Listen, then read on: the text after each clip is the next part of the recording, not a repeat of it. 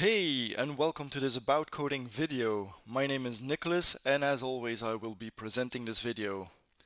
In this video I'm going to talk about more benefits of encapsulation. To be more specific, I'm going to talk about protecting the inner state of your object and simplicity. The first other benefit that I want to talk about is protecting the inner state of objects. How does encapsulation help you do that? If you have applied the technique correctly, then that means that you have limited the access to the data fields in your class. So classes that want to use your class don't have direct access to that data. That means that you, as the designer of that class, can control the values of the data fields. So you decide which values are valid and which values are invalid.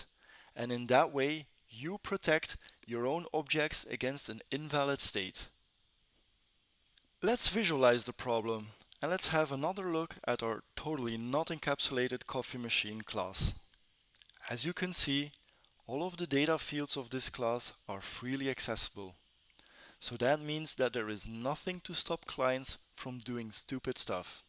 For example, a client can change the amount of water at any time, even after heating the original amount of water.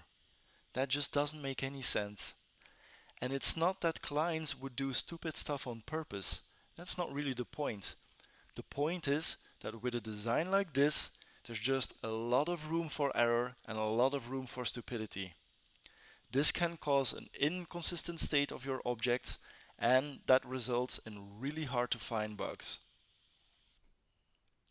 But when using encapsulation, and then especially the data hiding part, you don't have this problem because there aren't any accessible data fields.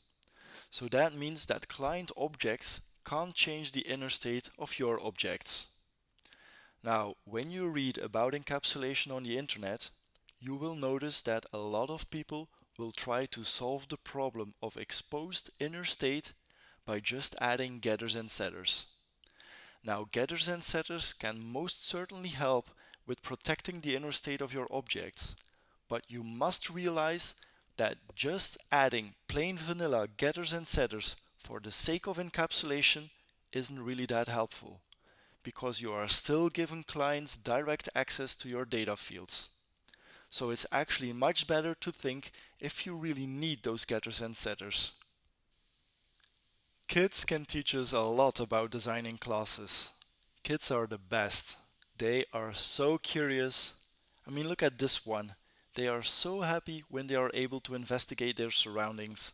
And trust me, they will investigate everything that they can get their hands on.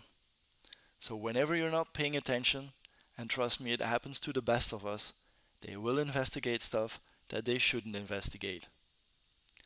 Now, you know what? Developers are like kids. Whenever developers spot something that they can use, they will use it. So when developers are building client classes for your class and they see something accessible or usable, they will use it. And most of the time, they will use it in ways that's not meant to be. So when you are designing classes, you should think about other developers as your kids. And whenever your class has something that they shouldn't play with, you just have to put it away. The second other benefit that I want to talk about is simplicity, or easy to use and easy to understand code. When you're bundling data and operations together in a single code unit, you help developers to find relevant code faster. This will allow them to focus more on the change that they need to do, and in that way it will speed up the process of changing the actual code. When you're limiting access to the implementation details, or in other words, when you're making the effort of really designing the programming interface of your class, you can make code easy to use. Again, this will help developers in speeding up the process of adding new things or changing the actual code. I think this is a huge benefit, but it comes with a small caveat. You need a good naming convention and some general clean code for it to work well. And honestly, that's entirely up to you. When you are designer of a class, it's your responsibility to have a good naming convention and some general clean code standards. Let's visualize this benefit. For the last time, let's have a look at this dreadfully designed coffee machine class. Now imagine that you are a developer who wants to build a class that uses this coffee machine class to make some coffee.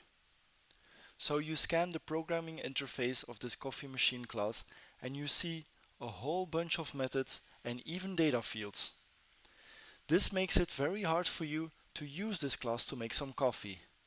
In fact, you as a developer need to know about the coffee making process in order to correctly use this class. But what if we use the encapsulation technique? What if we put some effort into the programming interface and we have a decent naming convention? Then we would end up with something like this. Now this is very easy to use. It's very intuitive. And as a developer building clients, you don't need to know the how or the why of this class anymore. You can just use it. That's it for this video. Thanks for watching.